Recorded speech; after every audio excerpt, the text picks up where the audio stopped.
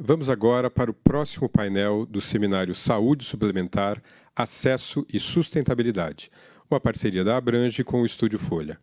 Nesse painel, nossos convidados vão discutir o uso da tecnologia em saúde. Para compor a mesa, eu chamo ao palco o Cássio Ide Alves, que é superintendente médico da Abrange, Vanessa Taixe, diretora de Economia da Saúde do Hospital Israelita Albert Einstein,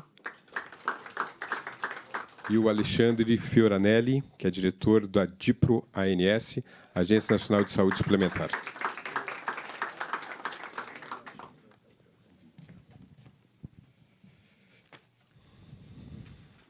Bom, esse é um assunto que é bem técnico e jornalistas às vezes têm dificuldade com isso, então eu deixo a condução do debate a partir de agora com o Cássio Alves.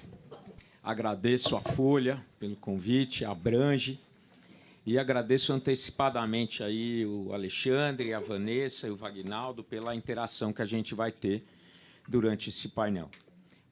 Me permitam inicialmente fazer um contexto, né? A gente precisa contextualizar esse painel de ATS como qualificação de acesso e sustentabilidade.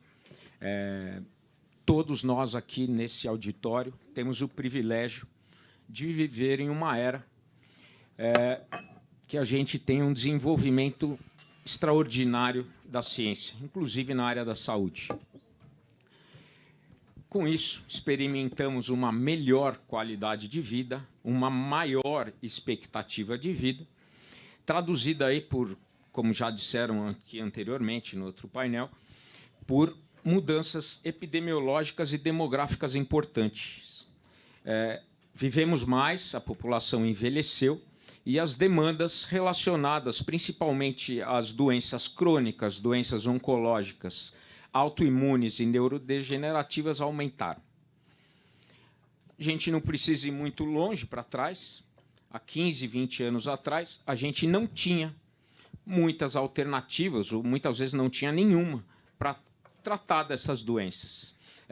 As jornadas dos nossos pacientes eram difíceis, sofridas, os desfechos muitas vezes previsíveis e ruins. Hoje, principalmente com o desenvolvimento da genômica, da proteômica e um melhor entendimento aí da imunologia, temos a disponibilização de tecnologias em grande quantidade e em grande velocidade, o que é muito bom para a gente, porém, traz um grande desafio, principalmente para os gestores. O desafio de escolher entre todas essas tecnologias, quais delas, todas que têm esse registro sanitário, têm a possibilidade de ser incorporadas em uma lista assistencial, quais delas realmente agregam valor à saúde? Quais delas satisfazem as reais necessidades dos nossos pacientes, dos profissionais e do setor de saúde? É um desafio importante, é um desafio complexo. Admiro o doutor Alexandre por aguentar toda a pressão que são nesses ciclos, mas ele dispõe aí de ferramentas, de armas. Saúde baseada em evidência e, principalmente, ATS, Avaliação de Tecnologia em Saúde, que é uma ciência, né? Ela apareceu como ferramenta logo depois da Segunda Guerra Mundial, utilizada amplamente aí em várias agências de incorporação de tecnologia pelo mundo.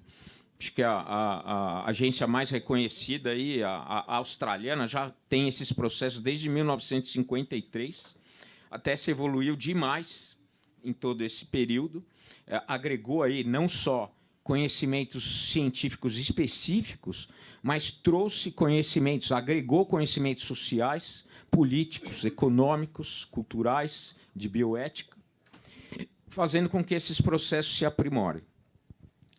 E o uso da ATS permite aos gestores melhores escolhas, escolhas embasadas cientificamente, que privilegiem segurança, eficácia efetividade a custos sustentáveis. Temos um novo rito de atualização do rol. Aliás, hoje, Alexandre, a gente está vivendo o segundo dia do 23º ciclo de atualização do rol nesse novo modelo. Esse modelo ficou contínuo em todas as suas fases, desde a submissão, análise e incorporação. Esse novo modelo tem uma ampla participação social em todas as etapas, que sendo através do COSAúde, que assessora a ANS em todas essas etapas, ou através de consultas públicas e audiências públicas. Ele tem um prazo bastante célere, entre os mais rápidos do mundo. Acredito que é o mais rápido do mundo, empatado ali com o NICE, na Inglaterra, quando se trata aí de dispositivo médico implantável. Mas ele é um processo em construção, como foi em todas as agências. E esse processo de construção ele tem alguns desafios. Eu tenho duas, participo ativamente, e tenho duas ali principais dúvidas, aí, principais necessidades aí de aprimoramento que eu enxergo. Primeiro, para a gente usar completamente a ferramenta ATS, a ciência de ATS, a gente precisa discutir preço. Infelizmente, por força de lei, de regra, as incorporações que são feitas na saúde suplementar, elas utilizam o preço CMED, que é o preço máximo ao consumidor como referência obrigatória. A gente não discute esse preço e acredito que fica muito difícil para você fazer essa gestão sem esse parâmetro. E o segundo, se essa brevidade, esse tempo bem curto para análise, foi inicialmente uma resposta à demanda social, talvez uma resposta ao que acontecia antes, que demorava 2 anos ou um pouco mais até para se atualizar o rol, ela não pode ser o principal fator aí que mova a atualização do rol. A gente tem que pensar aí mais em linha de cuidado, a gente tem que pensar em realmente o que está faltando ali para as diversas doenças, qual a tecnologia está faltando para diversas doenças. Nada melhor que o próprio Alexandre explicar para a gente como é discutido a incorporação de uma tecnologia no rol. E se a agência tem alguma, está conduzindo algumas, eu conheço de pelo menos 2, alguma iniciativa para aprimorar esse processo. Por favor, Alexandre. Bom dia a todos e a todas. Inicialmente, eu queria agradecer o honroso convite de poder participar desse importante evento. Agradecer a Abranja, agradecer a Folha, esse importantíssimo veículo de comunicação. Agradecer os meus colegas de agência, o colega médico meu, Jorge Aquino, a Helenise, que já participou, a Carla, minha diretora adjunta, e o pessoal da comunicação. A agência aqui já foi bastante provocada, então a gente não tem problema em relação a isso daí. E eu acho que vai ser muito importante aproveitar esse evento e desmistificar muitos monstros relacionados à agência, relacionado à incorporação de tecnologia da sociedade. Eu acho que eu quero dividir essa oportunidade com os senhores, dizer o que a agência tem feito em relação a essa incorporação, de que maneira essa incorporação é feita. Na segunda etapa, eu quero mostrar para os senhores os desafios, tanto do ponto de vista legislativo e alguns que o Cássio já abordou, e as iniciativas que a gente tem discutido e temos já propostas em andamento para que a gente consiga colocar em prática e auxiliar esse debate e esse tema tão importante. Quero pedir desculpa que é uma honra estar com você, Vanessa e Cássio, nesse evento. Bem, o rol ele é estabelecido por lei, ele é uma cobertura mínima que as operadoras têm que cumprir. É uma lista de procedimentos, de exames diagnósticos preventivos, de medicamentos, que a população tem o direito, que faz parte da saúde suplementar. Se discute se é rol taxativo, rol exemplificativo, e a gente refere dentro da agência, de uma maneira muito tranquila, que hoje a gente tem um rol dinâmico. Por que eu digo que a gente tem hoje um rol dinâmico? Hoje a ANS é a única agência do mundo que trabalha com uma demanda aberta, ou seja, a gente recebe todas essas propostas de atualização do rol, então ela é contínua, sem que a gente tenha a possibilidade de definir prioridades.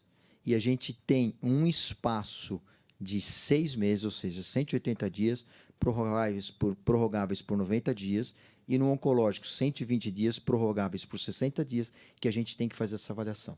Então, a gente tem que fazer essa avaliação nesse período. Depois eu vou dizer como é que é feita essa avaliação. Além disso, a gente não pode definir prioridades dessas avaliações, como as outras agências internacionais têm essa possibilidade de eu definir o que é prioridade ou não. E com isso, com esse prazo diminuído, eu não tenho a capacidade de fazer uma avaliação que é muito importante de tecnologia e de incorporação do ponto de vista do horizonte tecnológico. O que eu quero dizer com isto?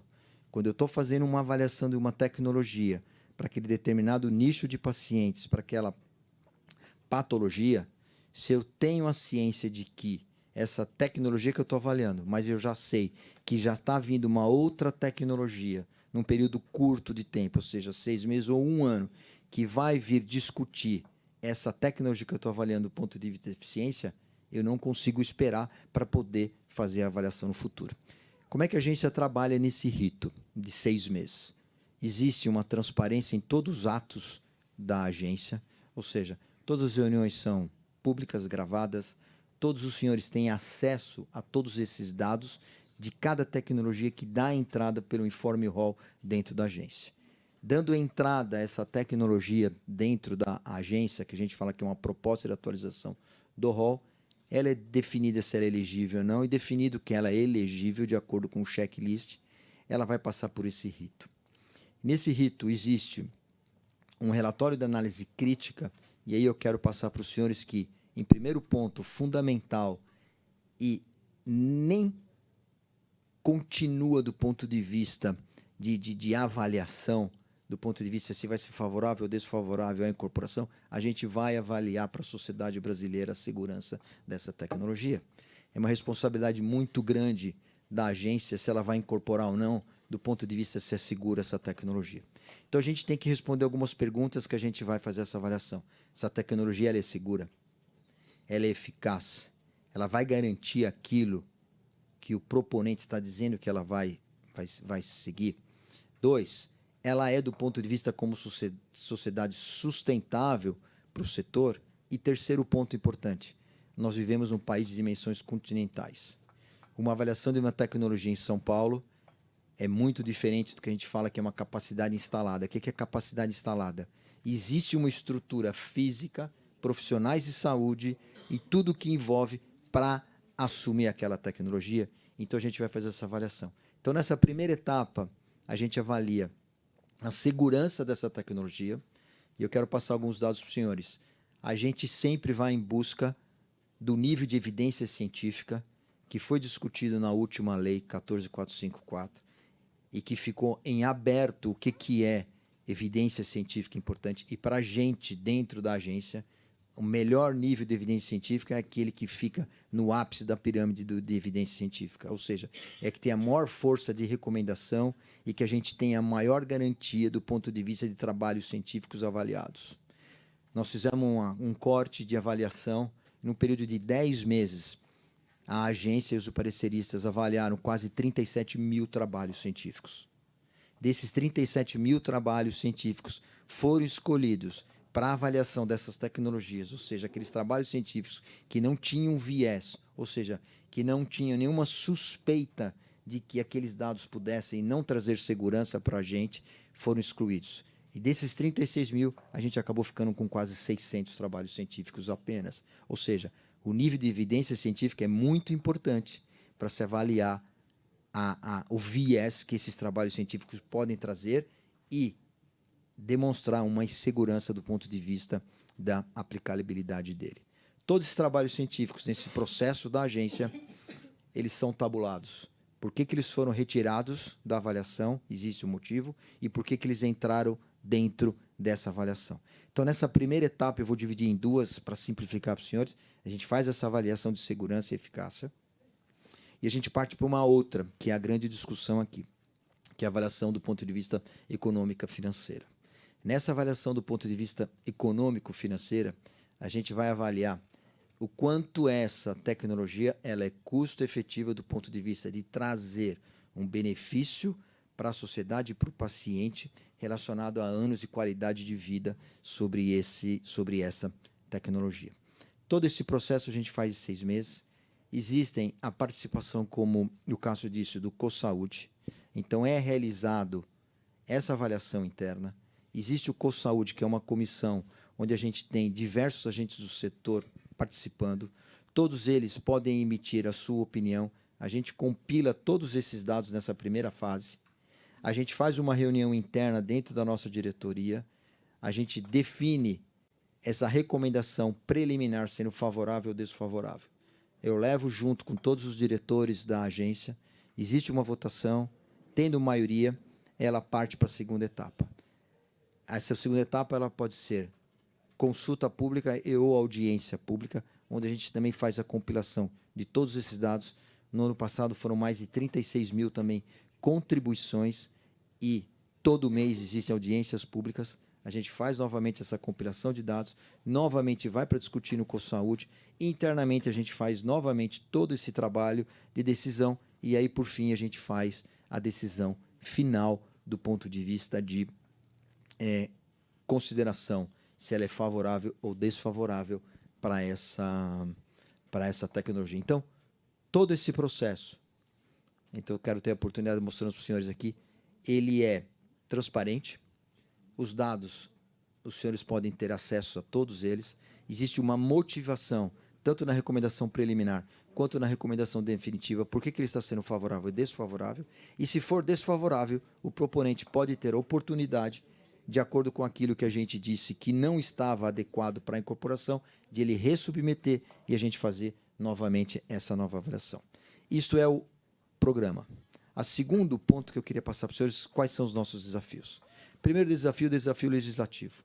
Toda vez que existe uma modificação do ponto de vista legal, tem que ter a necessidade de uma reestruturação do ponto de vista pessoal dentro da agência, ou seja, as pessoas que vão fazer essa avaliação, do ponto de vista administrativo, e do ponto de vista de organização perante a agência. Um outro desafio que a gente entende, e aí eu já trago junto uma proposta que a gente está discutindo, por lei, toda tecnologia que é avaliada via SUS Conitec, se não tiver uma exclusão legal, em 60 dias ela tem que ser incorporada na saúde suplementar. A agência tem um representante dentro do Conitec que faz a avaliação dessas tecnologias. O que a gente está discutindo e debatendo, o que a gente quer que essas avaliações que estão sendo discutidas a nível de Conitec SUS tenham um braço do ponto de vista não só de eficácia, de segurança, não só do ponto de vista de avaliação também econômica, financeira, mas também de capacidade instalada para a saúde suplementar. Porque se a gente tiver isso nessa discussão, nesse braço, a gente começa a combater uma dificuldade grande que a gente tem na saúde suplementar, que é essa capacidade instalada. Então, a gente tem esse desafio. O desafio terceiro que a gente tem em relação a preço, que o Cássio já pontuou aqui. Existe o preço CMED, toda essa avaliação do ponto de vista econômica financeira se baseia no N de pacientes que a gente vai fazer a utilização dessa tecnologia, do comparador, do horizonte temporal e, na maioria das vezes, durante 5 anos, o benefício que essa tecnologia vai fazer e do custo. E aí entra, nessa avaliação do impacto orçamentário, entra nesse quarto item o quê? O preço. Como é que é feita a avaliação do preço? A gente tem a tabela que o Cássio já disse que é o CMED, ou a gente pode fazer a utilização da tabela da CBHPM. Muitas vezes a gente tem uma dificuldade de conseguir identificar qual é o valor real que está sendo incorporado ou está sendo pago pela saúde suplementar. A gente está praticamente terminando esse projeto e, em breve, a gente já conseguiu fazer um teste já essa semana. A gente tem um projeto para o ADSUS, que é a padronização da qualidade de dados na saúde suplementar via TIS. A gente está aprimorando todos os dados num sistema que vão ser enviados das operadoras para dentro da agência. Com esse refinamento desses dados, a gente vai conseguir começar a identificar o exato valor que está sendo pago dessas tecnologias na saúde suplementar. Com isso, por que eu digo isso?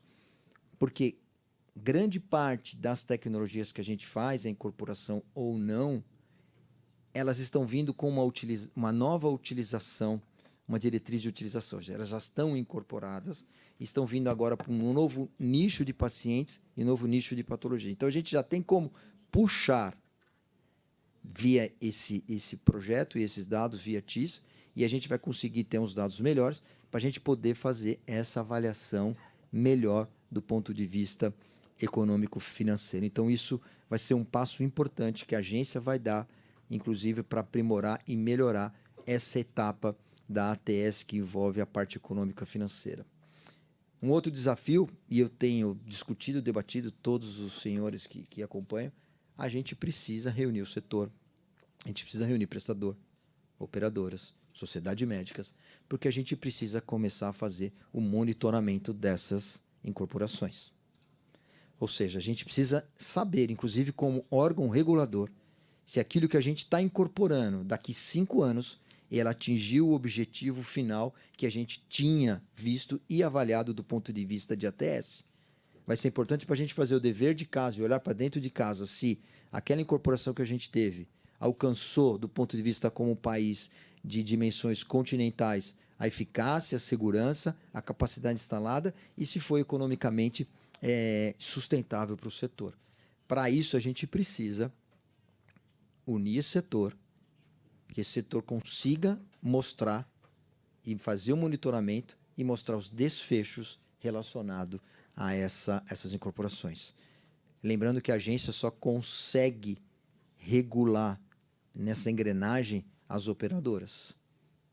Então, os outros diversos agentes do setor, a agência não tem poder de fazer a tomada de ação. E o outro desafio que eu acho que, para terminar, para não falar muito, a gente precisa comunicar à sociedade, e o Renato tocou esse assunto. A sociedade precisa entender o que é saúde suplementar, a sociedade precisa entender de que maneira ela quer se comportar, a sociedade precisa entender o que é uma incorporação e o que isso acarreta, porque muitas vezes eu vejo que a sociedade ainda ela não entende essa cadeia complexa que é a saúde suplementar. Então, nessa primeira minha abordagem, Cássio, Vanessa e os senhores, eu queria mostrar o que a agência tem feito. A gente incorporou no período de 2 anos 65 tecnologias, tá bom? 65 tecnologias. Dessas 65 tecnologias, 22 ou 23, eu não quero errar algum número, mas é coisa semelhante, já vem direto via Conitec, que a gente não pode fazer a avaliação do ponto de vista de impacto orçamentário, porque a gente tem só 60 dias para fazer essa incorporação automática. E muitas vezes essa tecnologia que é incorporada no SUS demora 2, 3 anos para ela ser aplicada no SUS, e na saúde suplementar 60 dias ela já tem que ser incorporada legalmente, e a gente não tem literalmente o que fazer. E esses desafios e a maneira pelo qual a gente está tentando driblar e não só ficar chorando, mas criar soluções, porque eu acho que é importante, e a gente tem debatido nesses 2 pontos via Conitec, a gente tem a condição de fazer essa avaliação de capacidade instalada, e a gente vai melhorar essa coleta de dados, e aí a gente vai realmente saber qual operadora, qual local, qual o número de pacientes e inúmeros outros dados daquela tecnologia do ponto de vista de financeiro, para a gente poder fazer cada vez melhor essa avaliação do impacto orçamentário nessa avaliação da ATS. Obrigado.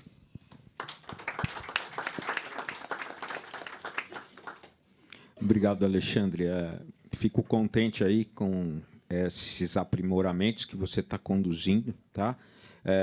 realmente o impacto da Lei 14.307, dessa incorporação automática, principalmente com prazos de disponibilização diferentes, né? A gente disponibiliza em 60 dias e muitas vezes no SUS demora 2, 3 anos, né? Acaba trazendo uma seleção adversa e aumentando a iniquidade aí do setor. Mas vamos falar um pouco mais de sustentabilidade. Ninguém melhor que a Vanessa para falar sobre isso com a gente. Vanessa, a ATS, Avaliação de Tecnologia, o que ela pode fazer e o que ela não consegue fazer em termos de sustentabilidade. E outro ponto, a gente tem que garantir que essas tecnologias cheguem no paciente correto, na quantidade correta e no momento correto. Principalmente aí vendo um horizonte tecnológico que inclui terapias genéticas, terapias avançadas, terapias customizadas, né? Como a gente faz isso, Vanessa? Ensina para a gente. Bom, obrigada pela pergunta, Cássio. Primeiro, eu queria agradecer à Abrange e à Folha pelo convite. É um prazer estar aqui com Cássio, Feranelli, Vagnaldo. Muito obrigada pela oportunidade de estar aqui e de falar sobre um tema que eu tenho muito apreço, né? Porque eu comecei a estudar ATS em 2006, então eu estudo ATS há 17 anos, e há 17 anos a gente não achou uma alternativa melhor.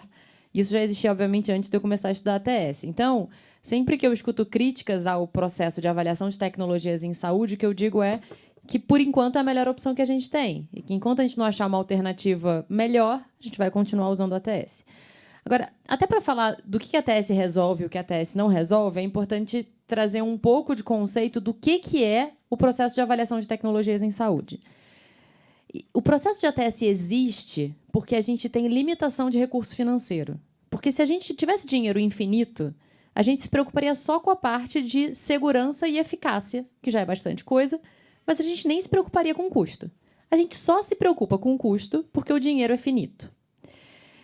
Dito isso, o que esses modelos fazem? Primeiro que eles são focados em uma condição clínica específica. Então, sempre que a gente faz uma avaliação, a gente está avaliando uma tecnologia nova para uma determinada condição clínica. E a gente compara essa tecnologia com o que já existe para tratar aquela doença, ou para fazer o diagnóstico daquele paciente. E a gente avalia o seguinte: o que essa tecnologia traz de benefício clínico? O benefício pode ser prolongar a vida dos pacientes, mas nem sempre é isso. Às vezes, o benefício é fazer um diagnóstico mais precoce daquela doença, ou mais preciso.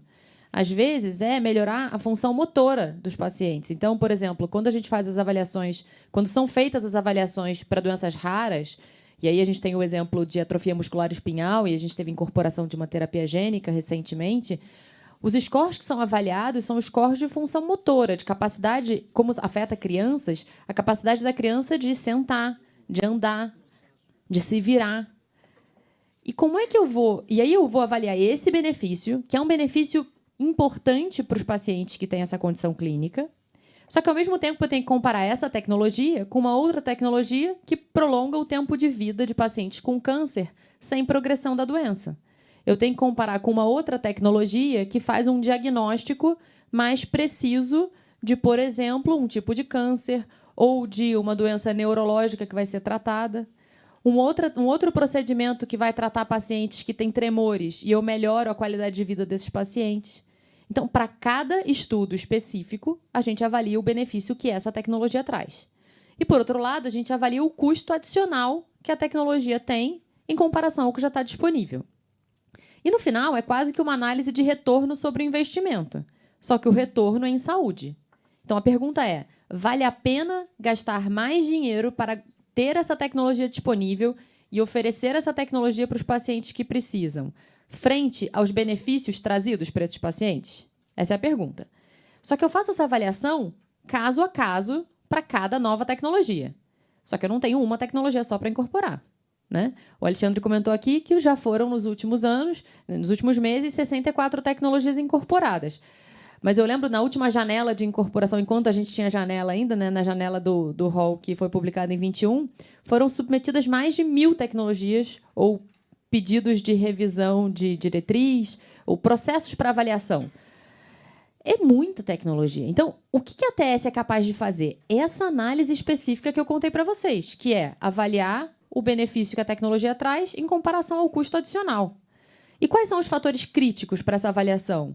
Estudos científicos que demonstrem a segurança e o benefício que a nova tecnologia traz, e a discussão de custos de tratamento, que aí eu concordo que o preço é um fator essencial nessa discussão, e que, como a gente não tem ainda a possibilidade de fazer uma negociação de preço para incorporação, isso traz uma limitação no uso de ATS.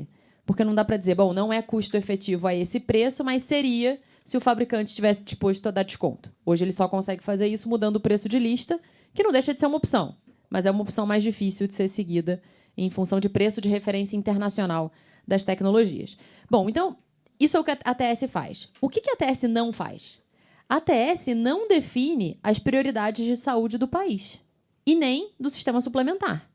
Então, quando eu me deparar com uma situação em que eu tenho N tecnologias disponíveis para incorporação, com diferentes benefícios trazidos para os pacientes, para diferentes condições clínicas, e eu tenho que priorizar quais que vão ser incorporadas e quais não serão incorporadas, a ATS não resolve isso. Porque o que resolve isso é a definição das prioridades de saúde de um sistema ou de um país. E isso a gente tem muita dificuldade de fazer. E eu não estou dizendo que não existe porque ninguém quer que exista. É porque é muito difícil, porque eu vou ter que dizer que eu vou priorizar determinados tipos de benefício ou determinadas condições clínicas em detrimento de outras. E se a gente tem um modelo em que, para essas tecnologias que a gente diz não, a gente começa a ter ação judicial dizendo que, apesar de ter sido feita uma avaliação, a cobertura tem que acontecer, onde a gente tem uma lei que permite que obriga as operadoras a reembolsarem o que os médicos prescreverem, independente dessas avaliações, é quase inviável. A ATS não resolve isso. Nem nenhuma ferramenta que eu conheça ou que eu tenha estudado resolve isso. Por quê? Porque a forma como a gente está tratando a incorporação de tecnologia é assumindo que o dinheiro é infinito, quando ele não é. Então, por isso que me preocupa quando as pessoas falam não, a ATS não está resolvendo. Não, é que a gente está querendo que ela resolva uma coisa que não é para resolver. Ela existe para dar subsídio para a tomada de decisão de priorização. E para isso, a gente já tem um caminho ainda a melhorar nesse ponto específico do preço, porque vai dar mais ferramentas de negociação com o fabricante e pode ser uma forma de diminuir o impacto econômico da incorporação de tecnologias. Bom, então, eu acho que a gente continua tendo que aprimorar o processo de ATS. Já foi feito... Assim, o caminho percorrido no país em ATS foi muito, muito amadurecido nos últimos 17 anos, porque começa lá com a criação da antiga CITEC em 2006, que depois virou a Conitec no SUS, o amadurecimento do processo na saúde suplementar. Então, a gente, que é totalmente transparente hoje, no passado reclamava-se da falta de transparência, e hoje até eu escuto discussões do tipo, será que não é transparente demais? Porque as negociações de preço ficam abertas no SUS, e eu acho que é fantástico a evolução que a gente teve. E aí, então, eu acho que a gente tem que continuar fazendo ATS. Agora, onde que a gente precisa aprimorar? Nessas discussões de priorização. Né? Então, e aí o Cássio trouxe um ponto que eu acho que não é fácil, mas pode ser um caminho, que é a gente discutir, para diferentes condições clínicas, ou pelo menos as mais prevalentes, quais são os objetivos que a gente quer alcançar com a incorporação de tecnologia. Outros países eles adotaram um modelo diferente, que foi uniformizar as avaliações com o mesmo resultado, que é o resultado de QALY, que é o ano de vida ajustado para a qualidade. Qual é a lógica disso? É falar o seguinte, não importa qual é a condição clínica que eu estou avaliando, ou essa tecnologia prolonga a vida das pessoas, ou ela melhora a qualidade de vida das pessoas. Se ela não fizer nenhuma coisa nem outra, não vale a pena ter a tecnologia disponível. Quando a gente faz isso, a gente compara tecnologias para diferentes doenças, para diferentes objetivos, com o mesmo resultado, que é esse ano de vida ajustado para a qualidade. Esse é um caminho, existe até uma definição por parte do Ministério da Saúde no SUS de que esse desfecho de QALY deveria ser priorizado. É o desfecho que é usado, por exemplo, no Reino Unido. E aí eu avalio todas as tecnologias com o mesmo objetivo. Isso fica ligado com a discussão do limiar de custo-efetividade, que já aconteceu na saúde suplementar, que existe uma definição no SUS, que eu acho que pode ser um caminho no momento em que a gente aprimore ainda, ou amadureça ainda um pouco mais o processo de ATS na saúde suplementar, em função até dessa discussão de preço que a gente tem em paralelo, Mas enquanto a gente não conseguir ter esse desfecho único para todas as tecnologias, eu acho que um caminho pode ser definir objetivos dentro de condições clínicas específicas, até para a gente identificar onde tem uma defasagem maior. Bom, nessas condições clínicas aqui, as tecnologias disponíveis estão atendendo esses objetivos que a gente estabeleceu. Nessas outras, não, tem um gap muito grande. Vamos priorizar essas outras. E a ATS, por último, não resolve o problema de orçamento. A ATS é uma ferramenta para dizer o que priorizar. Agora, quanto dinheiro eu tenho disponível para incorporar tecnologia? Não sei, a ATS não resolve isso. Se a gente definir que a gente vai incorporar tudo que for custo efetivo, ou seja, der um bom resultado clínico para o investimento que é feito, o impacto orçamentário é consequência. E a gente vai continuar pagando os reajustes de planos em função de tudo que está sendo incorporado. Talvez não seja a melhor forma de tratar esse processo. E aí, em relação ao uso, acompanhamento do uso adequado, isso é fundamental já, né?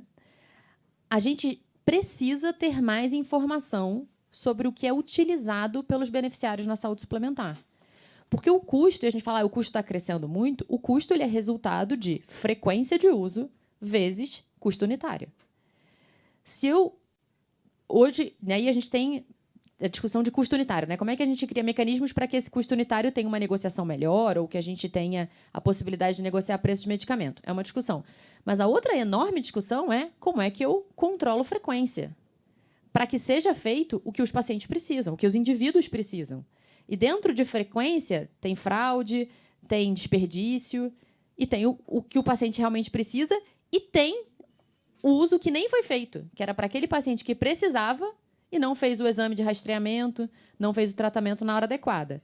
Então, esse é um espaço onde eu acho que a gente precisa gastar muita energia. E isso junta operadoras, prestadores, a agência definindo, e com esse estudo da base de dados, acho que pode ser um primeiro caminho, para a gente entender onde estão os desperdícios e onde estão as oportunidades de usar melhor esses recursos.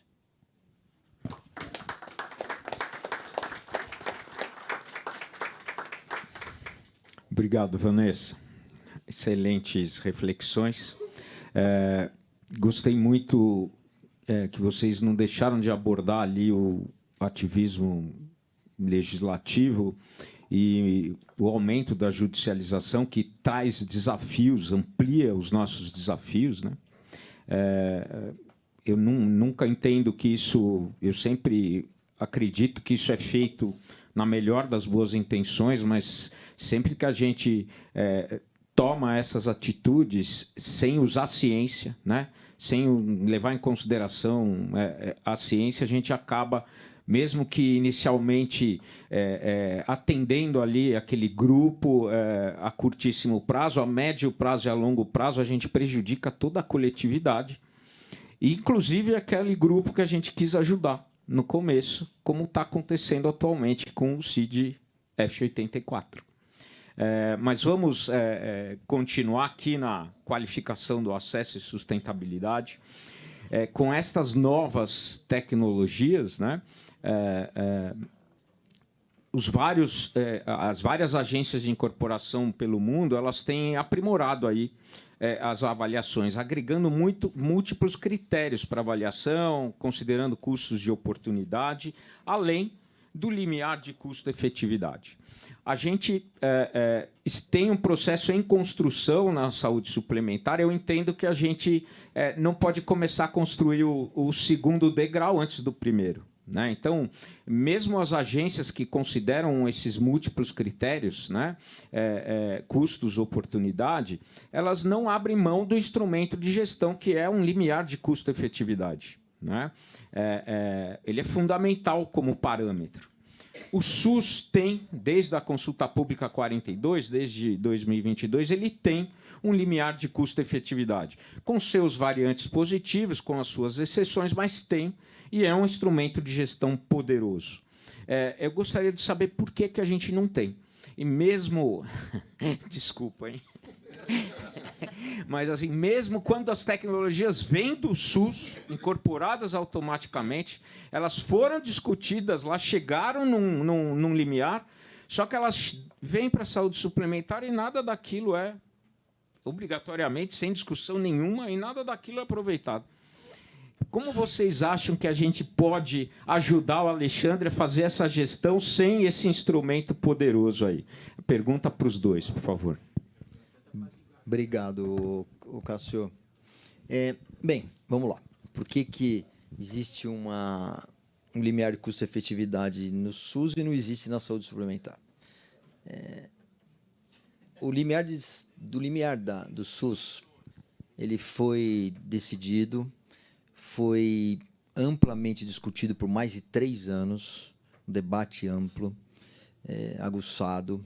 Eles definiram valores de um PIB per capita de ano ajustado, podendo chegar até 3.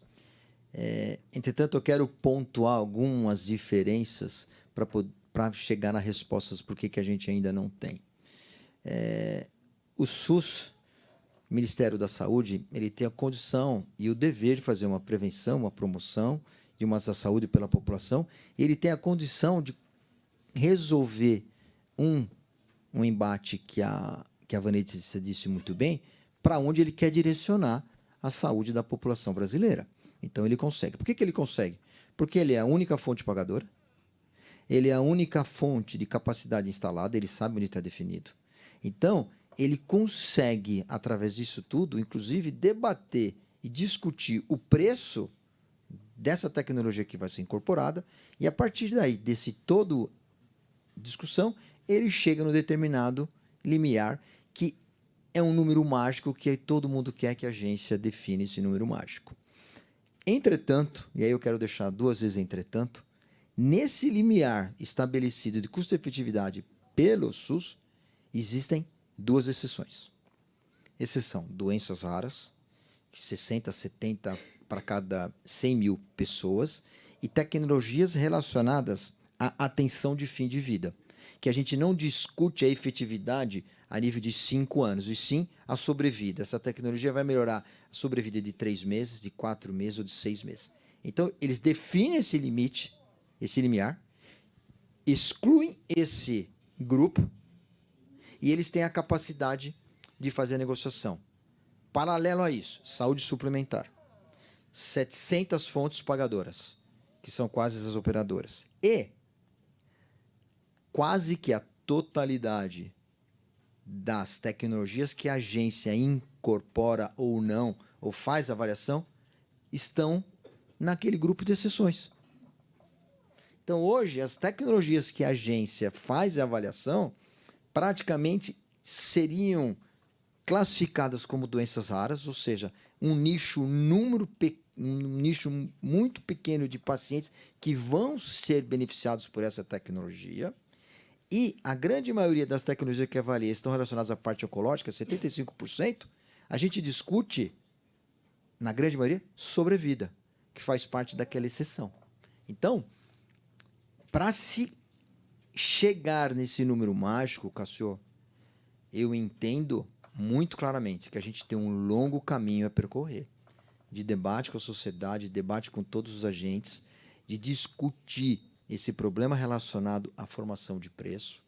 A gente tomou um passo também relacionado a isso. Eu convido novamente os senhores para poder avaliar o painel do hall da ANS.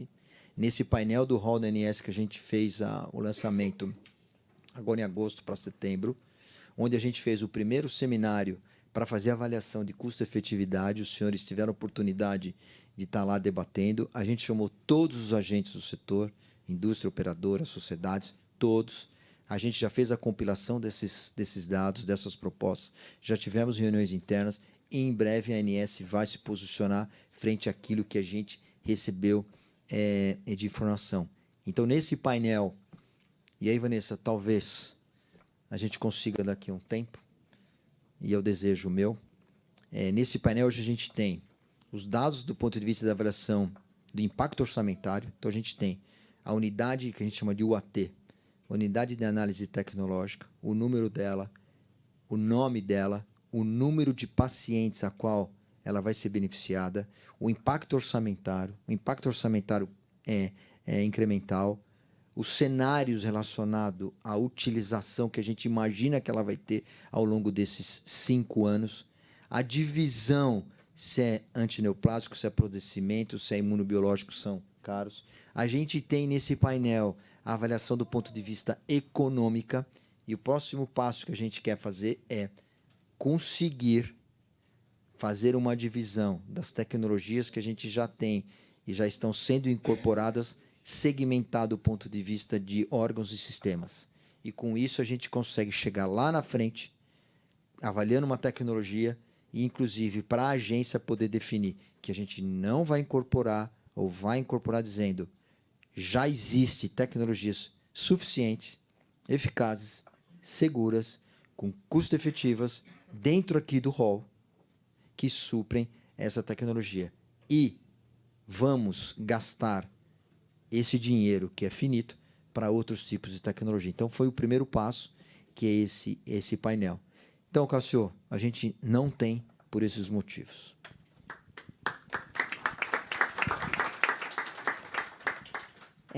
Bom, falando agora, de novo, tecnicamente sobre o limiar, vamos imaginar em que cenário um limiar é útil. Um limiar é útil se eu consigo que todas as tecnologias sejam avaliadas com o mesmo desfecho.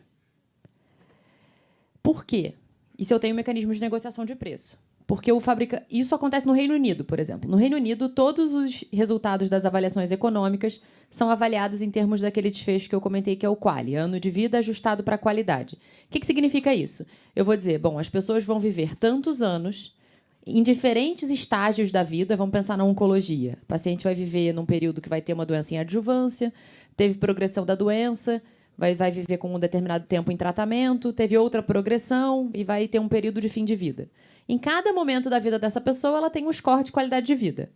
Se eu aumento o tempo de vida das pessoas com uma qualidade de vida melhor, ou seja, eu permito que elas vivam mais e elas vivam melhor o tempo que elas têm, eu aumentei esse score de QALY. E aí, com isso, eu comparo quem tem câncer, quem tem psoríase, quem tem esclerose múltipla, quem tem qualquer condição clínica. E aí eu avalio quais são as tecnologias disponíveis, quanto que elas trazem de custo frente ao ganho de QALY, e eu priorizo as mais custo-efetivas. Muito bem.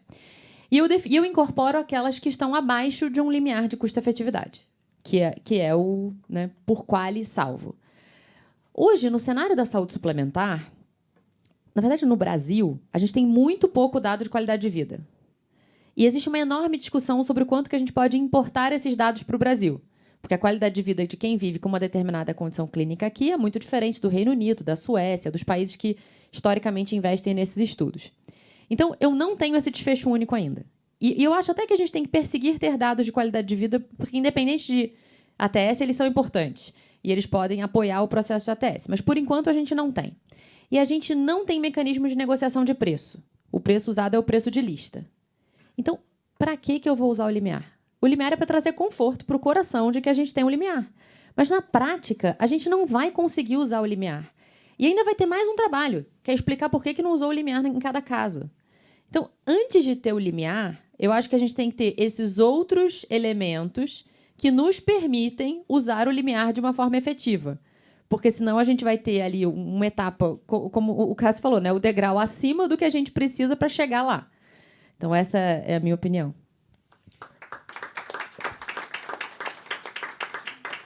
Bom, pessoal, o Vagnaldo já está me olhando de lado aqui, doutor Cássio é rebelde.